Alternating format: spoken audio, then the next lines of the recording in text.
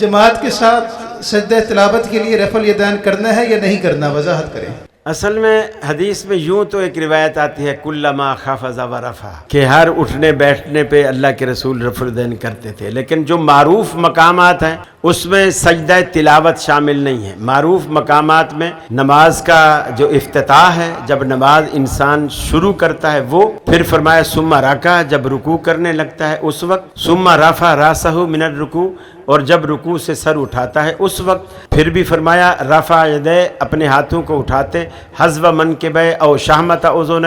یا کندھوں کے برابر یا کانوں کے لو کے برابر، اور تیسرا اس مقام پر آپ نے فرمایا کہ اذا قام من الرکعتین رفع یدہ، جب اللہ کے رسول دو سجدوں کے بعد، یعنی پہلی رکعت پوری پڑھنے کے بعد جب تیسری رکعت کے لیے کھڑے ہوتے تب بھی آپ رفع الیدین کرتے، اور لا یفعل ذلک فی السجود، سجدوں میں ایسا نہیں کرتے تھے، یعنی ایک سجدہ کر کے بیچ والے جو جلسے والا وقفہ ہے اس وقفے میں پھر دوسرے سجدے کے لیے رفع الیدین نہیں کرتے تھے۔ یہ اس ضمن میں آ رہا ہے لا یفعل ذلک فی السجود، کہ سجدوں میں آپ ایسا نہیں کرتے تھے۔ مجھے تو اس کا اطلاق اس پر زیادہ بہتر نظر آتا ہے، واللہ اعلم بالصواب۔